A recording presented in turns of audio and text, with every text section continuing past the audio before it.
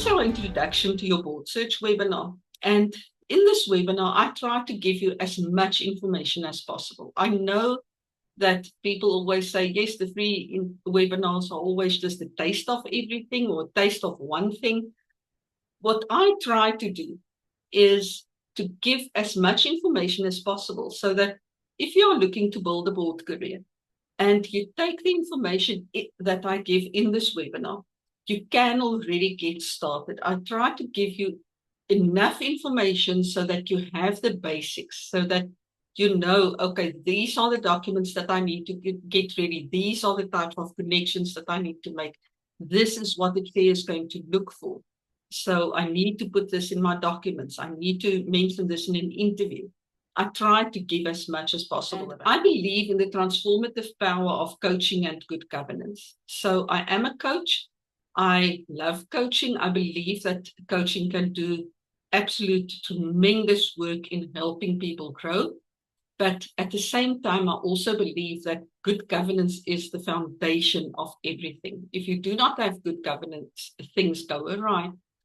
And I believe in the power of great boards to transform organizations. Now, as much as governments and these people who think they have the power, at the end of the day, when we want to bring change, boards can bring that change. And that's why this is the sphere that I work in. This is the sphere that I'm really passionate about. Now, how do I do this? Through bespoke training and coaching programs, I help boards to get amazing members to help drive change. So my life's work is to empower others to recognize and optimize their potential. So as much as I'm a coach and a trainer, at the end of the day, I help people find boards and I help boards find people. Because when I look at the world today, and it's so easy to become completely despondent and think, sure, what change can I make? What can I do? And there came a time when it really hit me that I cannot bring change. There's nothing really I can do. I can recycle. I can walk as much as possible and not use transport. I can do so many things. My one daughter is a vegan, the other is a vegetarian. They don't eat meat, and especially for one of them, it is because of the planet. It's not that she doesn't like meat, but she believes that um, having so much cattle farming and sheep farming is not good for the planet. So every person can do those little things in their lives. We can reach out, we can volunteer, we can do things. But at the end of the day, do we do enough? And what I realized, if I take my passion that I have for leadership and I help boards really find the people who can take their difference that they are making and they take it to the board, and that board as a body starts making a difference, and the organization, the company that this board operates in, when they start making a difference in some small way, I've made that difference.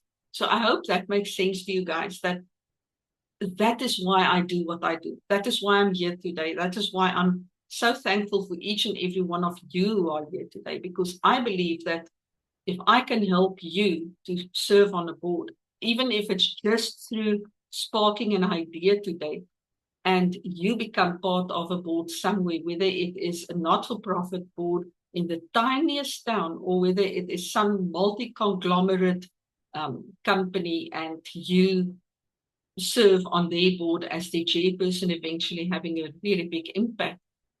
Whether your impact is small, whether your impact is big, each one of us have a role to play in this big engine that we call our lives. And by contributing to a board in a positive way, you can contribute to the positive change that we need in this world. Now, our mission at NED Careers is to make a better world for everyone by building a stronger leadership base from a much larger pool of leaders ready to serve on boards. So that is why we don't go out and say, no, you haven't had any board experience, so we are not looking at you. I believe that anybody can serve on a board. Anybody. There is a board for every person somewhere. We just need to look. We just need to find the role that's exactly right for you. And once you found that, then you become part of that pool of leaders. Because until recently, the pool of leaders that have been available for board roles have been rather small. There's been just a few, when they tallied it in Australia, there's been just a few hundred leaders that served on literally thousands of boards. Because what happened is one of those people would get to know the others, and then in that way they would get the other board roles as well. So the same people kept being appointed to every single board, which does make sense because they want people who already have board experience. In a lot of cases, that is one of the first things they ask for, is board experience, especially your more high profile boards. But then again, it brings down that level of diversity. If every board looks exactly the same, there's no diversity. There's no new thinking. There's no new contributions. There's no, listen, it's been done like this for 50 years, but maybe what worked 50 years ago isn't working anymore. Let's bring some new brains to the table. Let's bring some new ideas to the table. And that's why I believe having a larger pool of leaders to choose from and people who are ready and capable of serving on a board is extremely important. And for that reason, we've made this our mission. Now, what we do at NED Careers. At NED Careers, we coach our clients. Now, I should put there coach and train because we do some training as well. And there is a distinct difference between coaching and training. Now, at NED Careers, we coach and train our clients in the board search process. So we don't train you in what to do once you sit on a board. Obviously, oftentimes I get asked, listen, if we have this problem on a board, what are we going to do? If we have that problem, what are we going to do? And I can help with that. But at the end of the day, places like the Institute of Directors, the Governance Institutes, those places are the people who train you for that. What we do is we help you with the board cert. So from where you are qualified to be a board member, where you've had enough experience, we'll go through what it is that boards are looking for. Once you are ready to do that, until you get your board role, there's a space there. And that is that space that we fill. So once you are ready to get on a board, we help you take the steps that you need to take to get yourself that board seat. And from there, you've got the training and you've got the ability to take that forward. We work with global recruiting partners and headhunters and obviously so many companies to find the right position for the right client. Is a board career the right choice for you? Anyone can serve on a board. Like I said, literally anyone, whether you have 10 degrees, whether you have 0 degrees, whether you have had an extensive executive career, whether you have a very niche career that has something that you can assist boards with. Whatever your background is, every person has something that they can bring that will add value to a board. But you need to manage your expectations as to the type of board you can serve on. It doesn't help you to think you've just left school, you have maybe served on a few committees at university, and now you think, okay, now I'm going to be the chairperson of Coca-Cola. Ain't going to work. You need to really manage your expectations as far as the type of board that you can sit on. And sometimes I have to have quite hard conversations with some of our clients, but it's better for me to be honest with them and say, this is the type of board that you can sit on, rather than, okay, let's go for it. And I submit applications for you. I help you to apply. And it's no, hundreds of times before you finally realize, okay, this is the type of board. And you get appointed there. Now, should you serve? Because not everybody should serve on a board. There are risks and there are rewards. So other than whether it's personally right for you, At the same time, you also need to consider within yourself, is board work really for you? Because the fact that everybody can have a board role does not necessarily mean that everybody should have a board role. If it was up to me, I would get every person on earth to serve on a board, because that is where I feel the differences can be made. But you need to decide for yourself, and what you need to weigh up are, as always, when you need to come to a decision, what are the risks and what are the rewards? Now, let's quickly just delve into this. The risks that you face when serving on a board, and yes, these risks are, as you'll see, the list is shorter, but the risks really weigh a lot. First of all, reputational and professional. We've had a case recently here in South Africa, but it happens all over the world all the time, where there's a problem on the board. Investigations need to happen. Something had gone wrong. And in some cases, it was even the board that made a decision that was wrong, and something went wrong. And now it's the media. There is commissions looking into these issues. There are so many things happening, and suddenly you find your name front and center on the news or in a newspaper, somewhere on IOL or one of these online platforms, and they say, whoops, this company made a mistake. Here's the man or woman responsible for it. And that hits you hard, because that reputational risk can follow you for many, many years. Then if you are in a position like that, please get in touch with me, because I've got people not within our company, but I've even got clients who work with people who have gone through something like that. And then they can help you basically salvage your reputation and get you back on track. So the reputational and the professional risk is big, because as much as there are literally so many businesses, if you are embroiled in a big scandal involving a certain board and your name keeps coming up, when you start looking for another job, when you are looking for other boards to be placed on, your name comes up, and that comes up. And I'm not saying you won't be able to get a board role again, but what happens is that you really need to convince them that what went wrong there was not something that's going to follow them. It's not going to have a negative impact on them. And that is hard to do. So that is a level of risk that before you take a board seat, that you really need to evaluate if this board is going to expose you to something like that, or whether you can really take on the risk and just go with it. Then there's a financial risk, because as much as boards have insurance, there are cases that I've heard of where board members actually had to pay penalties in some way, or to a certain extent, they ran a risk where they had to pay a large sum of money, whether it is in penalties or fines, something like that. Now, some boards do have insurance for that, but in certain cases, it won't be covered, and you are still going to have to pay those penalties. So just make sure about stuff like that. When you do get offered a board role, make sure that you look into it. Does this board have insurance? What are the things that are covered by this insurance, so you don't get yourself into a financial hole. Also, board work can take so much of your time that it has an impact on your executive career.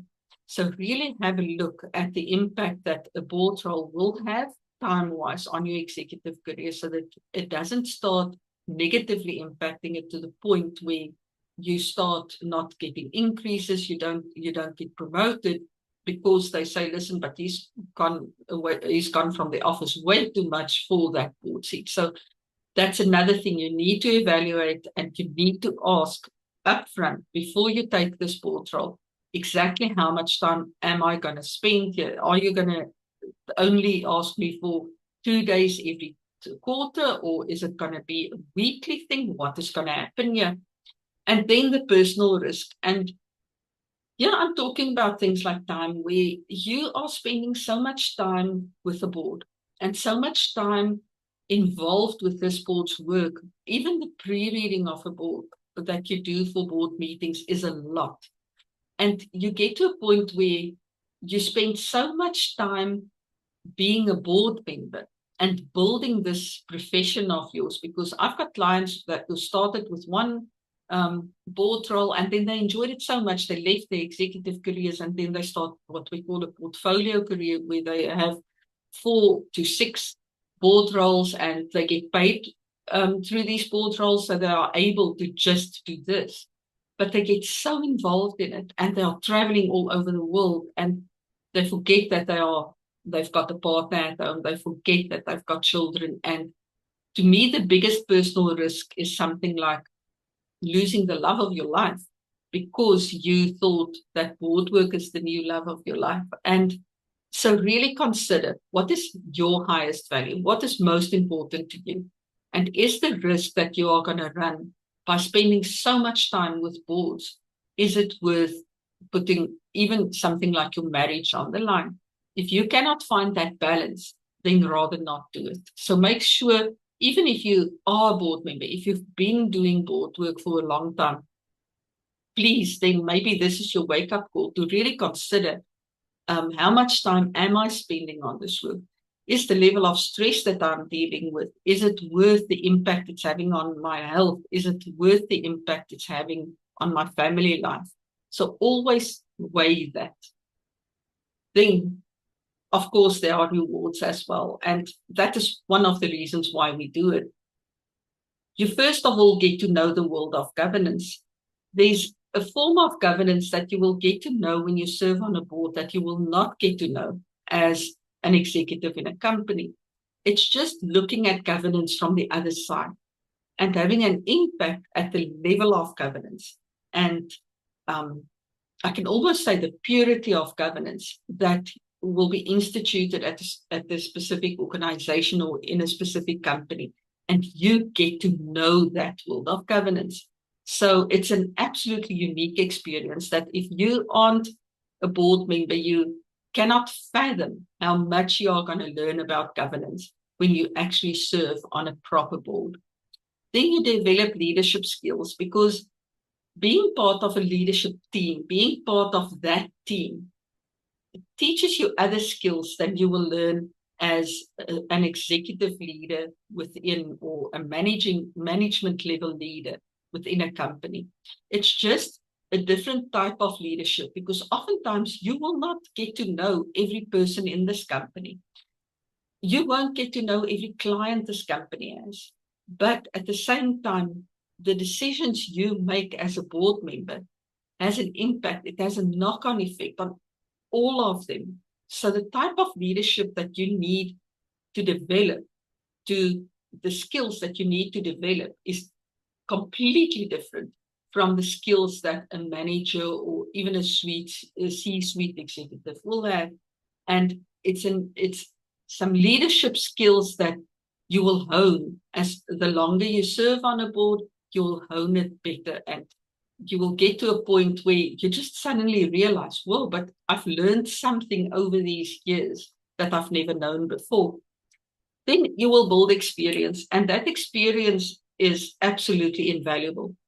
You can add every board role you've had, even if it was just for a short time, because sometimes you will serve on an advisory board that only wanted an advisory board. The company appoints an advisory board for 3 to 6 months, or sometimes a year. And maybe you will serve on one of those short-term boards. But even that you can add to your CV, and it does lend some gravitas to your CV. So you build experience that you won't be able to get anywhere else. Then you build relevant connections. Now, research over and over show us that the connections we build really enhance our lives. Simon Sinek lately speaks a lot about friendships and the value of friendships in our lives. But even as much as our friends are valuable to us, in the world of work, our connections are as valuable as friends.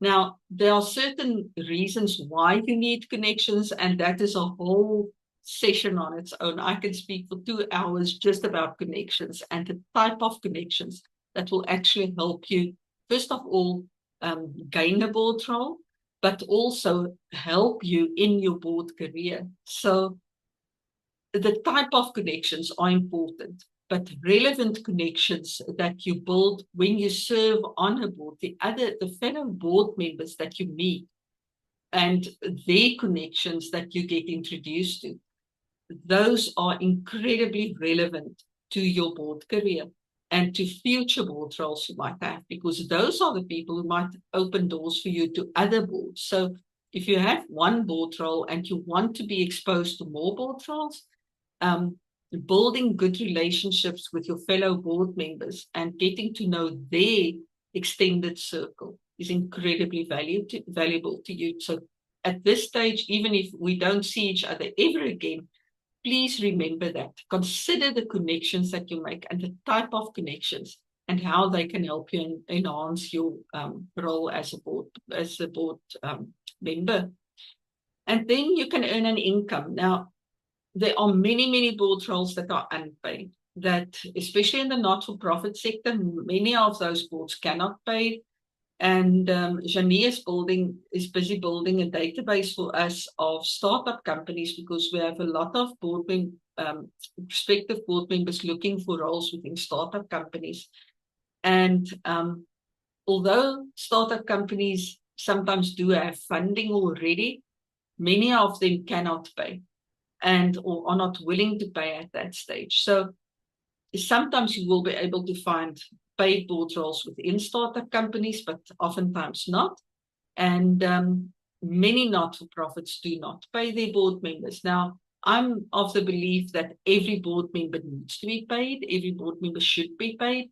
But at the same time, there's no way I can force every not-for-profit to find money to pay their board members, because it's a very tricky situation where they get donations and things, and people don't want to donate to a not-for-profit knowing that, listen, but all this money is going to the board. So it is a bit tricky, but there should be some middle ground. But anyway, so you can earn an income. And let me tell you, certain board roles pay extremely well. But once again, you need to manage your expectations.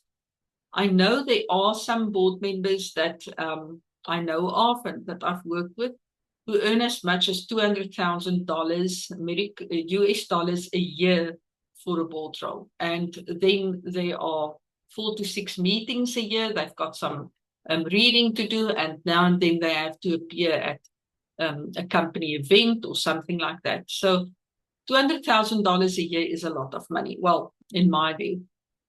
But then there are boards that pay as little as $2,000 and $3,000 a year. So depending on the board that you get seated on, don't just leave your job and think, oh, okay, I'm CEO of such and such a company. I'm just going to resign. I'm building a board career now. And then you just hop on a phone and try and get hold of me. And you're like, Elmarie, now I left my job. I need a board role. And then, we have to spark to get you seated. And then when I get you seated, it's maybe one of those that pay maybe $15,000 or $20,000 a year. And that's not enough for you to survive on. So please, please, please don't do that, because you are going to put me in a difficult position. You're going to put everybody around you in a very difficult position. Always test the waters first. Always see what type of board roles you are able to get before you make a decision to just leave your corporate career and then move from there. So don't risk your family's future and your own financial future by just leaving your job and then you're not able to get one of those really good paying board roles. So please manage your expectations in that sense as well. And then you want to be part of the solution. Like I said, to me, board members are the solution to the trouble we have in this world at this stage. And when you are sitting on a board and you can be part of that decision-making body that bring the positive changes to our world, whether it's with the environment, whether it is socially, whether it is on a governance level, that ESG responsibility of companies, I'm very passionate about that. And I think that's one of the most positive parts of being a board member, is that you are able to have a say in how that company approaches the issues that the broader community faces. Now, do you have the personality to serve on a board? Now, there are many things when I run our full-time courses, then I go in depth into what type of personality do you need to have to serve on a board.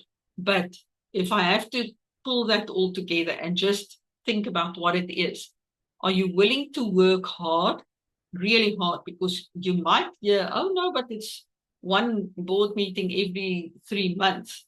It's still a lot of work because there's pre-reading to do, there's other committee meetings that you need to attend in between. It's not always just a full board sitting. You are probably going to, as a board member, also have to serve on additional committees. So really consider that it's really hard work. There is so much pre-reading that some boards need you to do so that you go into these meetings prepared. So you must be willing to work hard, and you must be willing and able to work as part of a team. And that is where, for myself, I struggle working as a team. As much as I can help getting consensus on the board, if the third board meeting happens and they are still discussing the same issue they did 2 board meetings ago, I just blow my top. I'm one of those people where if a decision has been made, we need to run with it and we need to get it done. Where I've been on boards where they discuss something and, okay, these are the steps we are going to put in place. This is how it's going to work. And then the next board meeting, oh, okay, so here are the reasons we haven't put it in place. So let's make another plan. And then 3 board meetings ahead, and I'm like, I'm out of here. I can't do that. So I'm not a good team player in that sense. I'm the one who stands there with the cane and say, let's get going, you know, and that doesn't always sit too well with everyone. So for me personally, I would rather train you guys, like they say, those who can do, those who can't teach. So please, you do, I'll teach. So, and then you need to be able to listen to others. You mustn't be the one whose voice is always heard. You need to be able to, of course, state your case and state it in a good way so that everybody in a way that makes sense, so that you can convince others of your case. But you also need to realize you're just a part of the team, and you need to listen as much, if actually way more than you speak. So if you're not someone who can change your mind about something, who can be convinced, you might not be suitable to be a board member. And then you also need to be able and willing to ask the hard questions.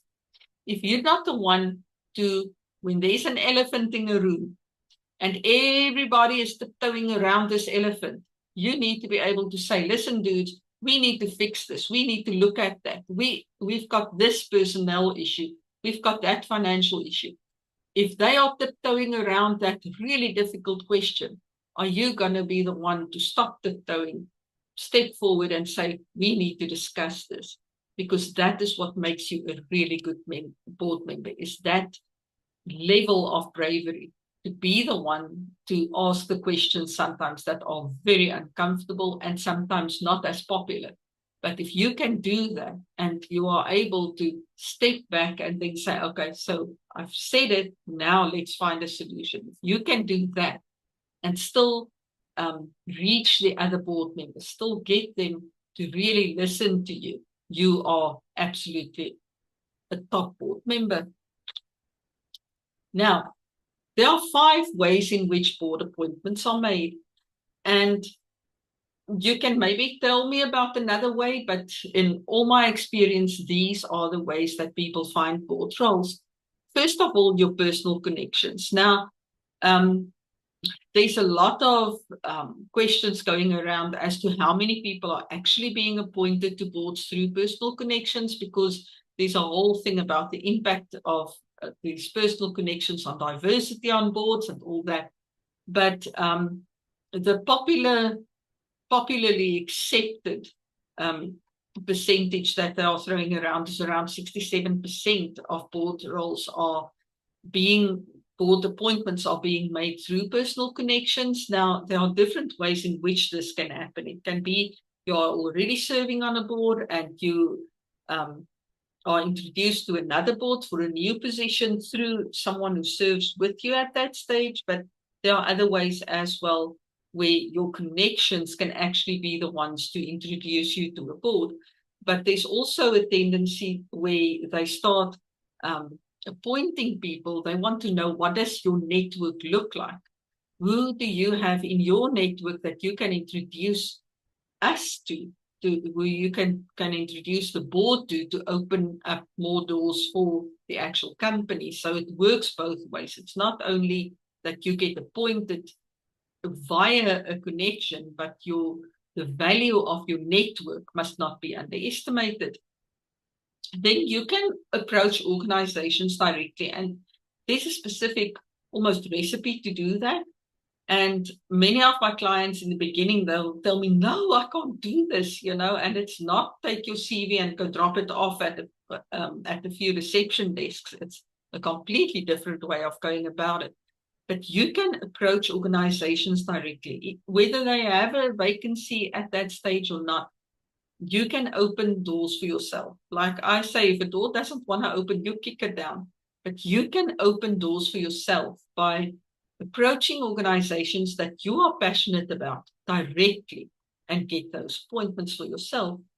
Then obviously board vacancy advertisements. Now, guys, there are so many vacancies out there. There are literally at any point in time, probably 1,000 board vacancies available globally.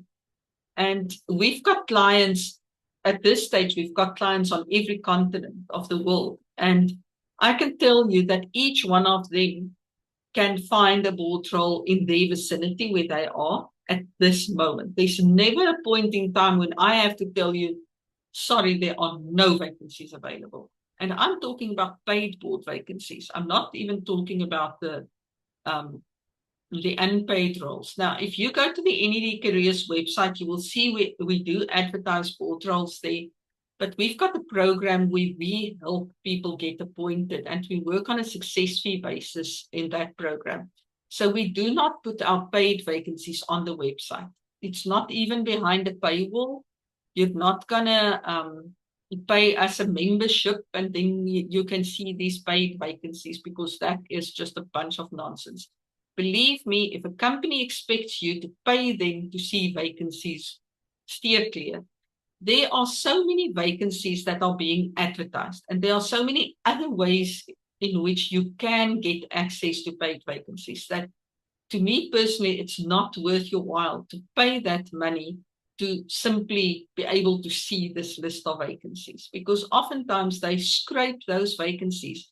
Even they'll say in their advertising, we don't scrape vacancies from other websites. They will scrape vacancies from other websites. And sometimes they will scrape vacancies that are freely available, put it behind a paywall, and then you pay for it. So to me, it's simply not worth the money. But board vacancy advertisements, just know the competition for those advertisements are very high. When a board role gets advertised, they usually get sometimes hundreds, at least 60 to 100 applications for those, but sometimes it goes into the hundreds that they receive. So I've seen it myself, I've seen it happen, and then it's just, okay, the first one we open, that's the right person, we'll start shortlisting from there. So don't only rely on those types of vacancies to find yourself a board role, because just know, if that is the only means that you use to get on a board, you're going to run into so much competition that it becomes like playing the lotto. You might get the board role, but odds are you're not going to. So please look into some of the other ways as well. Then search firms, headhunters, and recruiters. Now, we are not headhunters, we are not recruiters. We do help companies now and then to find board members, but those usually come from our client base, from our board placement program. And because we've got such a big talent pool amongst our clients that we can at any point in time help any board find the right person to serve on their board. And so we're not recruiters, but we do get contacted by companies to help them. We look at our client, because we work for the client, we don't work for those companies. We look at our client and the type of board position that will suit them. And then we start contacting companies proactively on their behalf, and we get them appointed that way. Search firms, headhunters. I had a client complain to me the other day that they have signed up with so many headhunters, but these people don't really get back to him. So it is a frustrating process, but there are also things that you can do to stay front of mind for these headhunters, so that when they do have a vacancy available, they will put your name forward. So when you work with search firms and headhunters and recruiters, really ensure that you remain front of mind for them. Don't just submit your CV and hope that they are going to help you. Make sure that take the steps that you need to take, so that when the vacancy comes up, that your name comes up for them. And then membership of organizations like sporting clubs. I know we are part of a governing body or a body corporate where we live. And my own daughter is the chairperson of the trustees of this body corporate. So there are many such bodies where you can start honing your skills as a board member. You can start, if you've got children, if you have never had a board role, and if you've got children and there's a school governing body election coming up, and this time of year, most school governing bodies are being elected. So go and attend that meeting and put your name forward and tell them, listen, I'm available to serve on this governing body, because you can add that. It is a type of board work. You can add that to your CV to at least have some level of, listen, I'm part of a decision-making team. I'm part of a governance type body. The same with sporting clubs. If you belong to a golf club or tennis club or something like that, they always have some type of governing body. Ask them about it and tell them, explicitly tell them, listen, I want to make myself available for the next, when they start appointing new members, and then serve on that board or committee or whatever the case may be with that specific body, and add that. Make sure you add it to your LinkedIn profile and make sure that you add it to your CV. Now, what do chairs look for in a new board member? You can just grab it. The chair is the ultimate decision maker when it comes to new board appointments. Nobody is going to force a chair to appoint someone who they really don't feel they want to work with. So when these decisions are being made as to whether someone gets a board role, and once it's shortlisted, who is actually appointed, the final say goes to the chair. They might listen to the nominations committee. They might listen to the recruiter who helped recruit you. They might listen to someone like me, who is the middle person between the company and my client. But at the end of the day, the chair has that final decision. So what do chairs look for in their board members? First thing, previous board experience.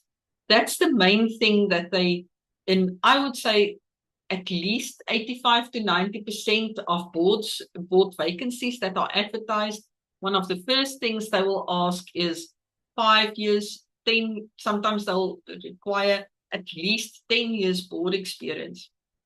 Now, I know a few of you on here today don't have previous board experience. So please don't become despondent and think, oh, how do I get the board role? You know, matriculants or school leavers are in the same position as.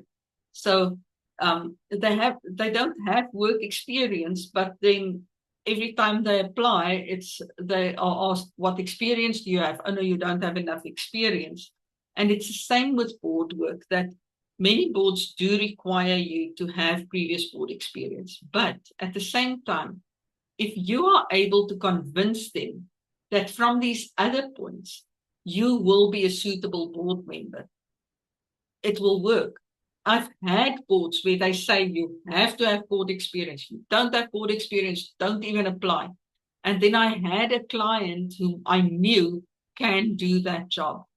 And then the rest of the CV is strong enough to convince that board, that chairperson that, listen, give this person a chance, because you have to start somewhere. Oftentimes people feel that it's easier to be appointed to a not-for-profit board. I can tell you there are cases where it's slightly easier, but the process to be appointed to a not-for-profit board can be as rigorous as a paid board role. So please don't think that's an easy step to take to get to a paid board role.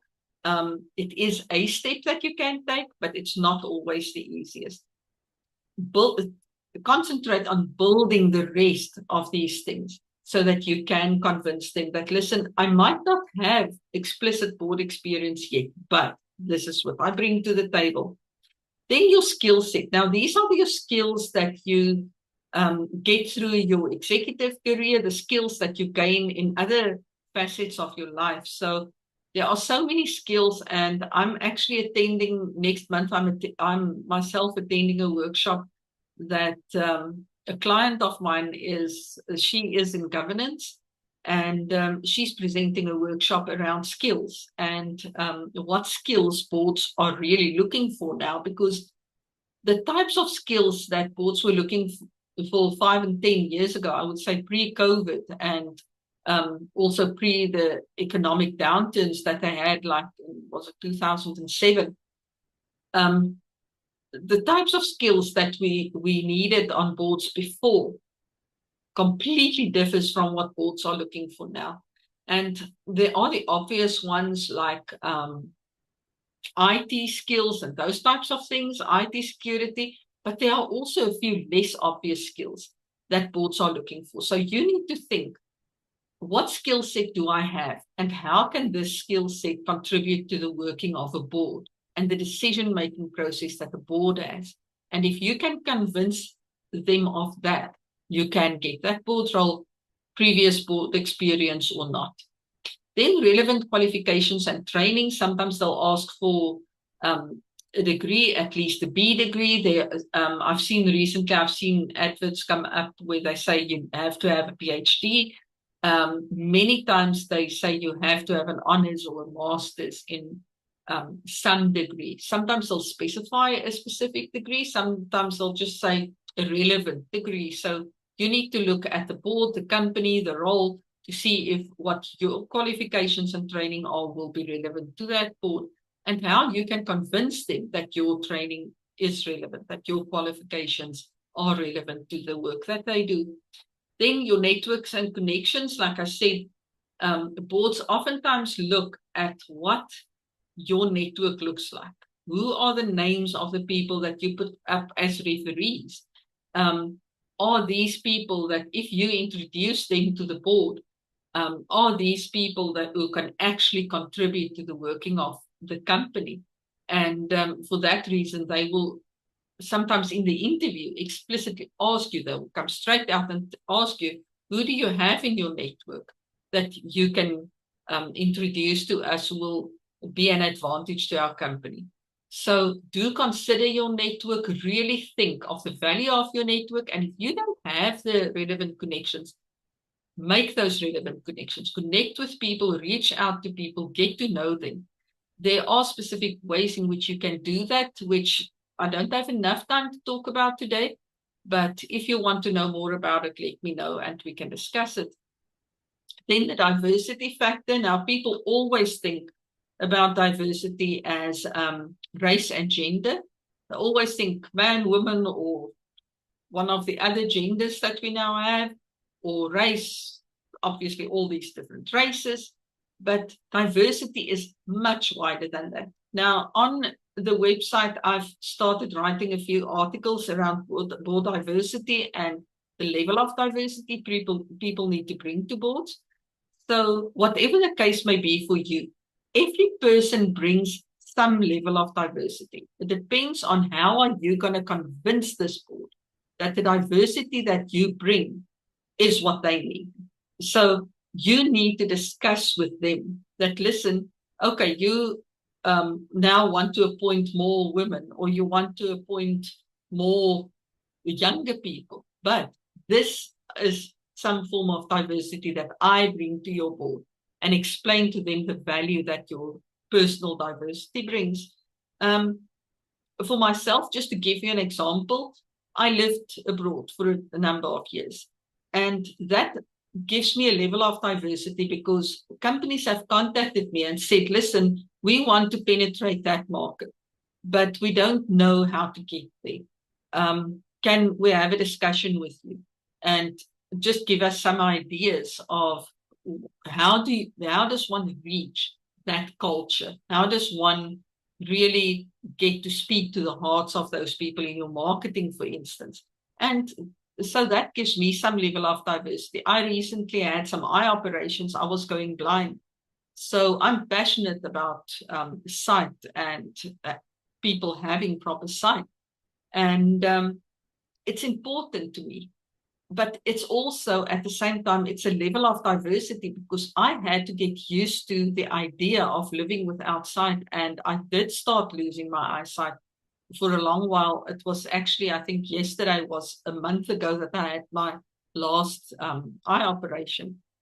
And I still have a few to go next year. But to me, that brings a level of diversity, because if there's a company where they work in that sphere, where they work in a sector where they work with people with disabilities, as much as I'm not disabled at this stage, I was at the point where I was becoming disabled.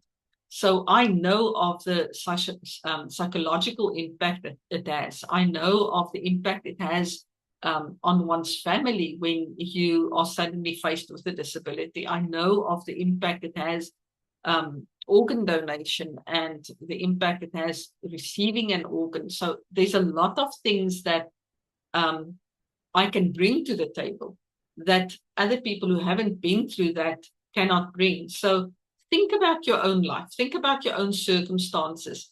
What have you gone through in life that you can actually bring to the table that other people don't, that other people are not able to? And tell them that. Show them how that part of you, that thing that makes you different from other people, that level of diversity can actually enhance the board.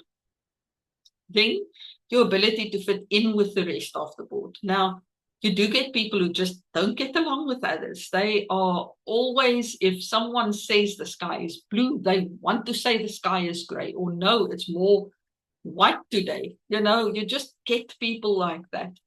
And chairs are very careful of it because they don't want strife. They don't want constant, as much as board members can differ from one another, you need to still be able to come together as a team at the end of the day. So you need to have the type of personality that who can fit in with the board. Now, some people say it's a cultural fit. To a certain extent it is, but to me it's more personality fit. So, but you need to be able to find a way to show them that I'm a team player. I can work as a team, and I'll be here to enhance your team and not to make your team stumble. And then your passion. And to me, that is probably the most important part of what they look for in a board member. Your passion for the industry, the organization, the cause that this not-for-profit might be working for. If you're not passionate about something, how are you going to contribute? Then it's going to feel like work that becomes too hard for you to do. What gets you out of bed in the morning? And if there's something that you're really passionate about, that just sparks you, it just triggers some that fire in you every day, then look for boards in that sector. Look for boards who do that. And that will be your reason. That will be your why you are serving on that board. Now, the question you always need to ask yourself before you even consider starting with a board application, the question you always need to consider is, why should you be appointed to this board? If you cannot answer this question for yourself, how are you going to answer it for them? Because you are going to be asked this question every single interview. Why did you choose this board? Why did you apply? Why do you want to join us? If you cannot tell them that, and if you can't, before you even start your application process, word that for yourself. Probably save yourself the trouble and don't even apply. Because if there's not something around that board or around that sector or something, the cause that they work with, that sparks that passion in you, you're on the wrong track. So every time when you do start an application or want to start an application, first consider, why should I be appointed to this board? Because if you can't convince yourself, you're not going to convince them, and then it's just a waste of time. Now, those of you who are already on a board will know most of these. But there are certain steps that you need to take to gain a board role. And these are now the steps that you will take even before you start applying for your first board position, because you need to ready yourself. But let's say now your executive career is done, you've studied what you want to study, you are now, okay, I want to serve on a board. What do you need to do? And the first thing you need to do is to get your branding on point. So your branding, it's not the colors that you wear. It is not, when we think about branding, we tend to think about stuff like what color is the logo and what does the interior of their offices look like, and, or what does their social media look like. It's not that. Your branding is when people see you, what is the first thing that comes to mind? So you need to get that branding on point. You need to write a board profile, and I'm going to discuss a little bit more about each one of these steps. I don't think I'm just rushing through it, because we are going to go into each one a bit more. So getting your branding on point, you write a board profile. Then you need to always, first, before you start applying for your first board role, create your basic application documents. Every client of mine has a basic set of application documents, because they need to have something to start with. You don't want to reinvent the wheel every time you want to submit an application or every time you want to contact a company about the board role. So have a basic set ready. Then research the roles you want to apply for. And this level of research is different from just your normal research, but we'll talk about it. And then prepare for your board interview. Guys, please do not go into board interviews unprepared, because the types of questions they ask in a board interview differs quite a bit from your questions that you get during an executive interview. So please be sure that you go into these interviews prepared. If you need some interview preparation and someone to guide you through that, we can help you with that, but you can prepare yourself as well. So, but be sure that you know what you're doing when you step into that interview room. Now, when we look at branding, the most important part is your board profile. And no, that's not my husband. That is Malcolm Gladwell. So Malcolm Gladwell is one of my favorite authors. He used to write, I think it's for the New York Post, if I'm not mistaken, but he used to be a journalist. And then he started writing a few books, because this guy can research like nobody else. And I've got his book Outliers on my bedside table at the moment. As soon as I'm able to read a book again, properly again, because my eyes are still recovering, but as soon as I can do that, then I'm going to read Outliers. So I haven't read Outliers yet. But he wrote the book Tipping Point. And in Tipping Point, he talked about something called the fundamental attribution error. Now, in short, it's basically how people peg you. So when people have a look at you and they meet you for the first time, when people meet you at your children's school, the first thing that they are going to know is, yes, this is Josiah's dad, or this is Lily's mum. So they're gonna know that part about you. And if you don't change that, that is the only thing, or if you don't add to that, it's the only thing they are going to remember about you. And you never know who you meet, who will have access to a board opportunity. They might be the chairperson of a board and you don't even know about it. They might themselves serve on a board as a board member, or they might know about the board that has vacancies. Their company might have recently started advertising for non-executive directors who obviously cannot work within the company. So they cannot themselves apply, but they know about this board role. And if they know that you are looking, they might make that introduction for you. So you need to brand yourself as a non-executive director. And the best way for you to start doing that is by writing your board profile. Now, the board profile, it's too long and too intensive to go into it here as to what needs to be in the board profile.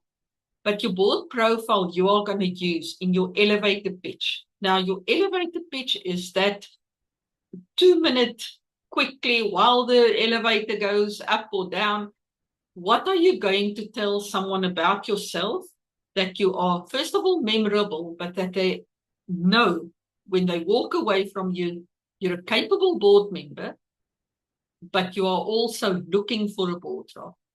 Because if you don't tell people, listen, I'm looking for a board role, if you don't go out there and say, oh, if people ask you, how are you doing?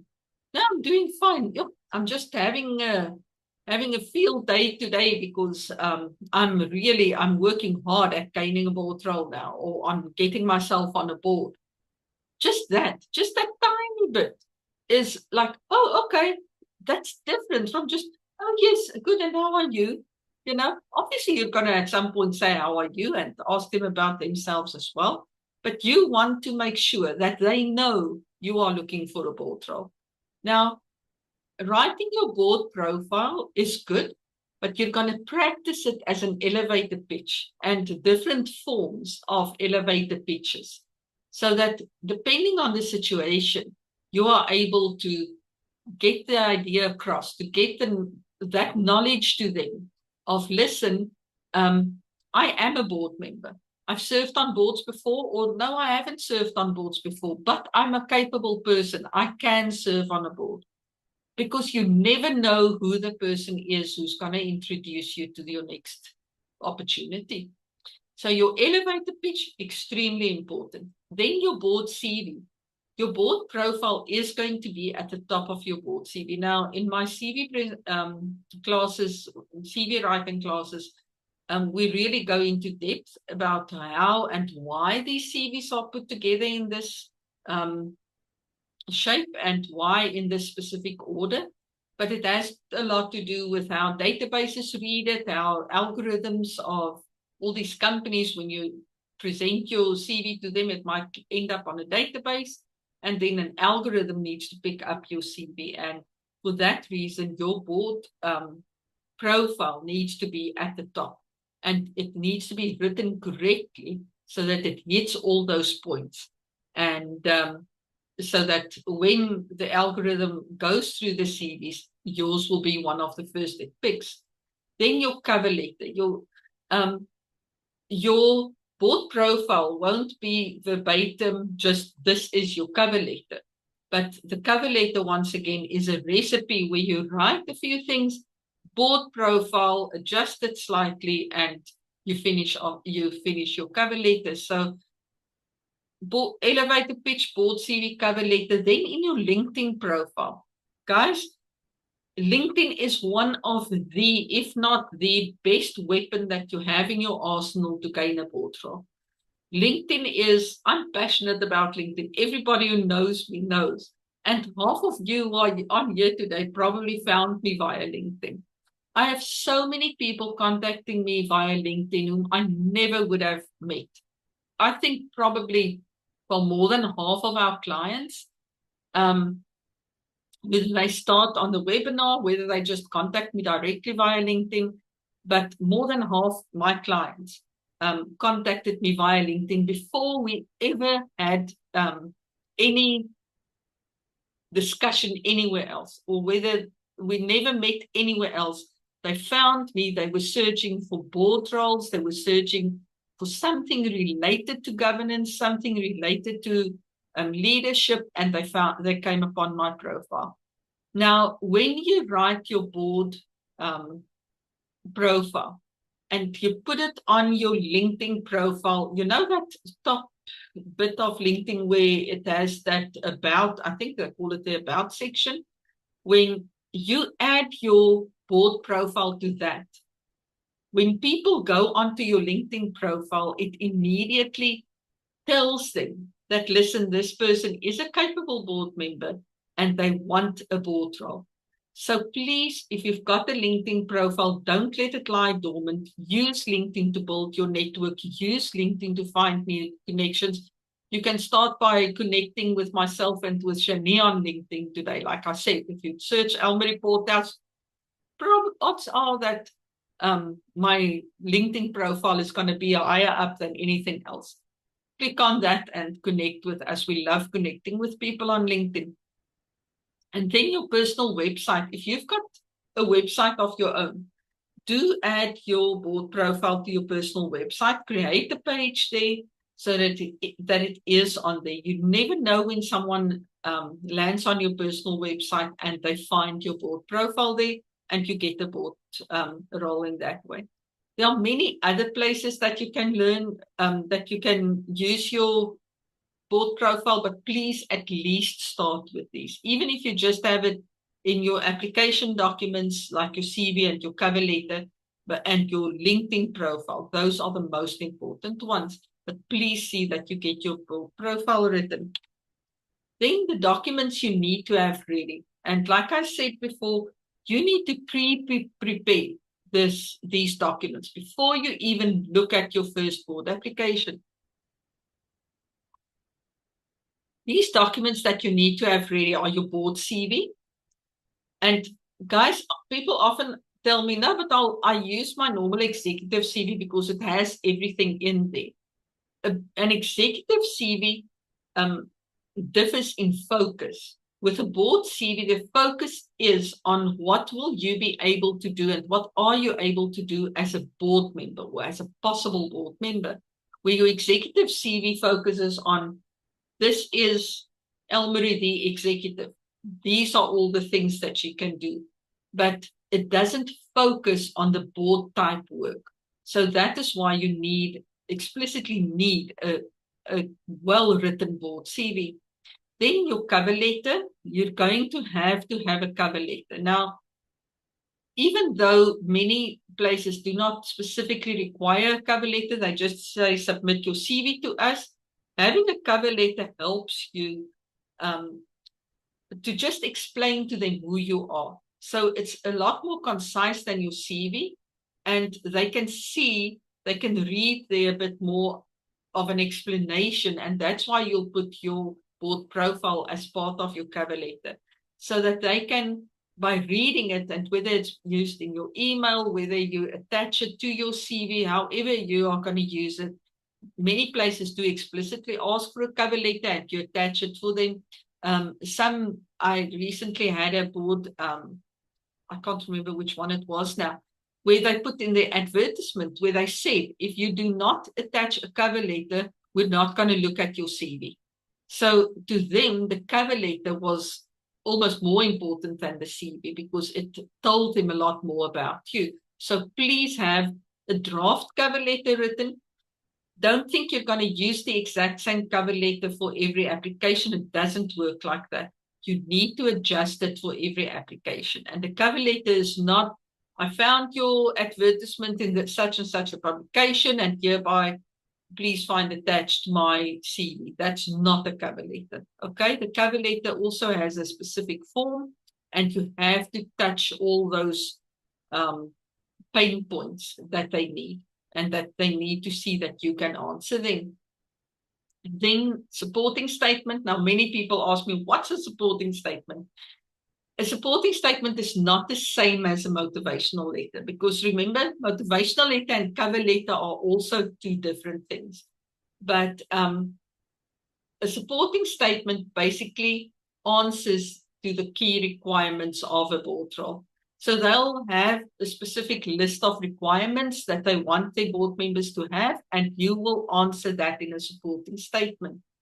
Once again, this is something that we teach, that we teach exactly how to answer each question. We teach how to put it together, but sometimes it gets called different things, but mainly they ask for a supporting statement.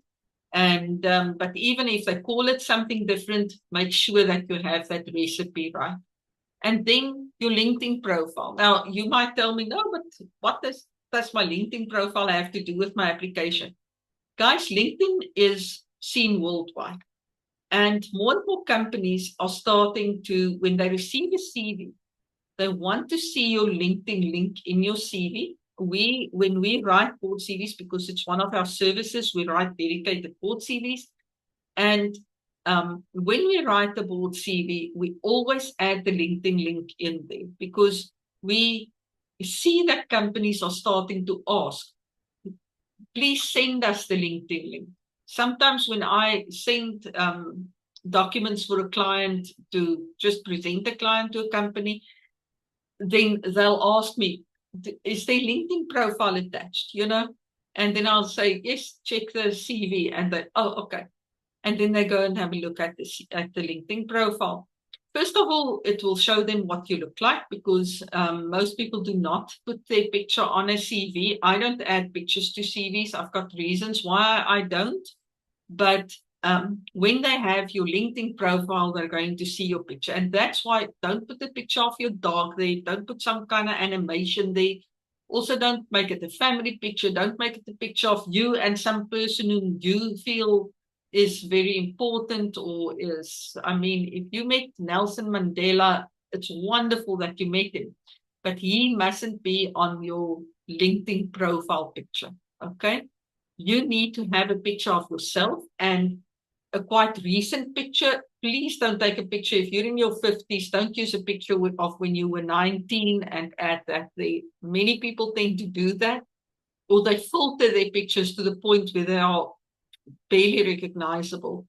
When they meet you, when they see your picture on LinkedIn and they meet you in an interview, they must immediately see, oh, okay, this is him.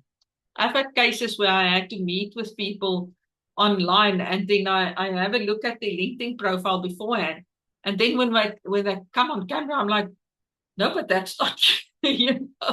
So you need to know, okay, this is the person. So you don't have to go to a studio to have a picture taken. You can just have a picture, a family picture, and just crop yourself out. Just see that it's a picture that shows who you are and what you look like. Usually just a headshot.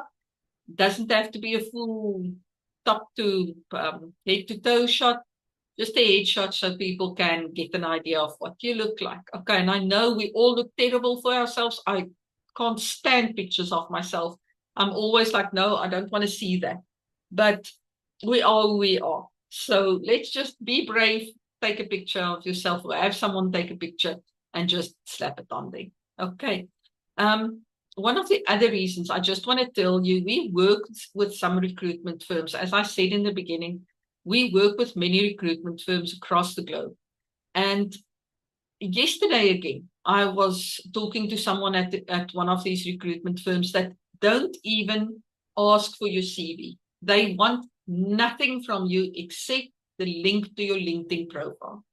Now, if you have a very dormant LinkedIn profile, your latest information isn't on the LinkedIn profile, they are not going to have a look at you as a possible board member. Your LinkedIn profile has to contain as much, if not more, information about you as your CV does. So that when it's one of these companies that don't look at your CV, that they can at least click on your LinkedIn profile and know that they've got you. Okay. Then research a board role. When you need to apply for a board role, you really do need to do research. And this research is incredibly important. Now, the research that you do, first of all, online research. You're going to research the history of the company, the products and services of the company. You're going to look at who the clientele is. So you're going to have a look at reviews, those types of things. Just make sure that the reviews you read are actual true reviews and not paid for reviews. And then who are their competitors? So you're going to do that type of research, the level of research that most people will do. But you're going to take it one step further. And this is something that my clients sometimes give me a lot of pushback on. But when they get appointed, they're like, okay, now I understand why I did that. Because more often than not, this level of research will help you really get that appointment. So your in-person research is where you go and talk to decision makers, where you talk to them about the demands of the role. You go and talk to the clientele of this company, and you're going to look at the functioning of the company, and you're going to research the pain points of the company. Now, there are specific ways in which you do each of these. Once again, this is like a full day or at least half of one of my sessions, one of my training sessions. We just talk about the level of research that you need to do and exactly how do you do this, because there are different ways in which you can do this research, but this research is going to help you with your application itself, but it's also going to help you with the when you go for the interview, because the research that you do is the part that's going to set you apart from the other candidates. It's going to show them your commitment and passion for this role. And therefore, you really need to go that step further and not just look at what's online and just read that. You need to really, if you're serious about the role, take that step, go that one step further, go 10 steps further if you need to. But get yourself in there so that you really can get to the point where you can convince them that you are really passionate about this role. Then the most important aspect of your board interview, we're almost done here. So the most important aspect of your board interview is that you need to be memorable. You really, really need to be memorable to the people who interview you. They might interview 3 people, they might interview 10 people who have been shortlisted. But at the end of the day, it's not the best candidate always who gets appointed, but it's the memorable one. Usually that will also be the best one, but impress them in a positive manner. So make sure that they remember you. And the research and the level of research you've done is usually the easiest way of conveying that message that, listen, I'm memorable. I'm the one you need for this role.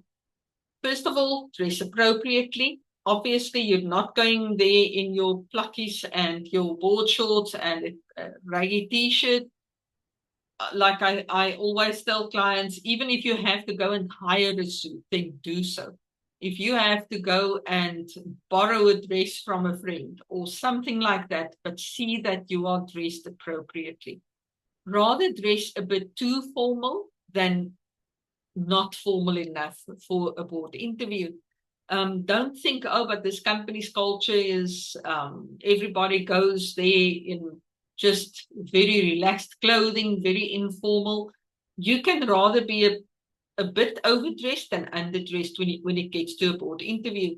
Once you sit on the board and you see, okay, when it comes to board meetings, everybody just has a pair of chinos and an open collared shirt on or something like that, then it's fine. Then you also dress like that. But for the interview, rather too much than too little. Then turn up early, because I've had a client one day call me about 5 minutes before they had to be in the interview, and he got lost.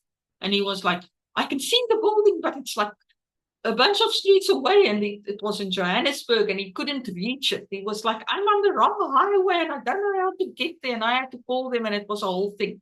And it doesn't give a good impression. You can rather park 3 streets away for an hour and sit there and be sure you're going to be on time than be rushing and you're not on time and you get lost, and because so many things can go wrong. Or if they have a number of interviews, they might be done with a few of them earlier than your allotted time was. And if you are then there and available, you might have more time. You might be able to have a slightly longer interview and have more time to impress them and show them who you really are. So always see that you are early. Then be polite. Don't think that, okay, I must show them I can be a boss, Always be polite. Always be humble. Be the one who's like, I'm helpful. I'm here to serve. Because at the end of the day, the best leaders are servers. If you don't have that servant leadership in you, people are not going to buy you as a leader. So just be polite, be humble when you go for your interview. Then be aware of your body language. Now, I sometimes have the thing when I'm busy with interviews, or when I'm busy with presentations such as this one, or talking with clients, and if I get really relaxed, I start swinging in my chair. And one day someone said they actually signed up with me as a client because I was swinging in my chair. They thought it was very funny, but I think it's off-putting to some people. So I really need to be cognizant of it and like, no, everybody stop swinging in your chair. But I mean, that's when I'm like really relaxed. So I'm not as nervous as I was in the beginning. But really be aware of your body language. I talk with my hands. Oh, my hands are forever going everywhere, all over the place. And you can see how disruptive that can be. So I try to remember not to move my hands too much, but it's just me. And sorry if it's bothering you on here, but that is who I am. Now, don't be too quiet. Don't sit like completely stiff, but like, oh, I can't move anything of me, Just be relaxed, but be aware of your body language. Many people, when they get anxious, their knee starts or their foot starts bopping up and down, and then your whole body actually goes like this. So be careful of that, be aware of it, and if you need to practice it before the time, do some breathing exercises to just calm yourself down so that you are able to really be present in the room at that stage and get your message across to them so you can be the memorable one. Then, and this comes with some of the research that you're going to do, is know the interviewer, the board, and the organization. You can call them before the time and ask who's going to interview you. Ask the person, because you'll always have a point person there, someone who will let you know about the interview, someone who will formally invite you to the interview. Contact them and ask them who's going to interview you. There are a few other things that you need to find out from them, like obviously where the interview is going to be, how long it should be, what form the interview will take. So there are a few things that you need to find out from them. But at the very least, you need to know the interviewer, or if there's more than one, many times there will be a few people in the interview room. You need to know a little bit about them so that first of all, it gives you a level of comfort before your interview, but at the same time, it gives you an idea of, okay, how will they want you to answer these questions? What are they interested in, and what other boards do they serve on? And for that reason, also, you need to know the board. You need to know who the board members are. And that information you can usually glean from the company's website. They will usually have our team and then the board specifically. And read up on those people so that listen, these are the board members. And that will give you an idea of, okay, these are the board members, but they don't have someone who can do exactly what I can do. And that gives you another edge. That gives you that step up that you can tell them, listen, but I can do this. And you can bring that to the board. And then the organization. Guys, I've seen people who go for interviews and they barely know what company they are interviewing with. So please make sure that you know the organization, gain as much knowledge as possible about this organization, pain points that they have, what's their vision, what's their mission, where are they going in the future? Are they just at the point where they might be going public right now, or they might be unlisting? You know, what's happening? If you don't know the things that are in the press at that stage, you're not going to be the memorable candidate, or if you are memorable, it's not going to be in a good way. So really, please do your research and then curate your responses appropriately. Provide evidence. If you say that, oh, I did this and we made that decision with that company, evidence it in some way. Give them the figures. If you say, oh, I made this decision and I instituted that and that plan for the company, and that increased the bottom line by 20%, that will make sense to them. So give them some figures, give them something that they can hang on to, where they know what you are about. So give them examples of your success. I always say your success is the one thing that speaks for you. If you can give them examples of success of you personally, but also as part of a team, that's a winning recipe for not only your CV, not only your application documents, but definitely in the interview. Now, where should you start when you want to build a board career? Obviously, our coaching and training programs train you to position yourself for a seamless board search journey. I want to just give you a quick highlight about our 6-week NED coaching program, because we are going to start another program now in 2 weeks' time. And there we do everything that we spoke about today. We go in depth in it. And this is the program. There is an upfront payment for this program, but this is the program where you absolutely learn everything you need to know, that you need to put in place to get a board role. So we help you with every part of your board search. We teach you how to build your network. We teach you how to even speak in your interview. We teach you how to write a cover letter. We help you write the cover letter, but at some point in time, you're going to be like a baby who learns to walk, and you're going to walk on your own. So you need to know how to do these things on your own as well. So we teach that in depth. So every single part of the board appointment process we teach.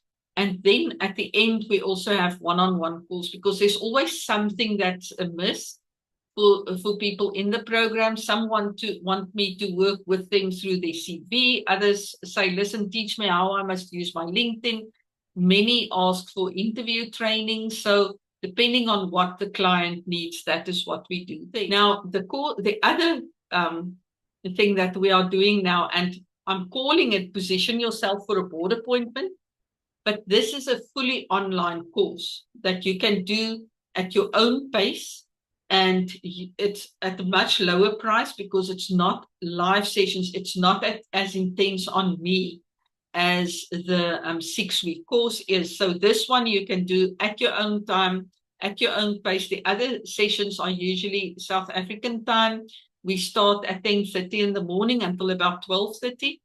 Where if you're in a normal job, it's difficult to sometimes attend those sessions. So that's one of the reasons we decided to start putting these online. These are online courses, but they will be bi-weekly live sessions. And I'm going to make those sessions different times of the day, so that people from different time zones can actually attend. And those are going to be open sessions just for the course members, so that you can jump online and ask a question. If you don't want to, and you don't need to jump online to ask questions, there's nothing that says, oh, but to finish this course, to complete this course, you need to be on these sessions. Absolutely not. These sessions are to help you.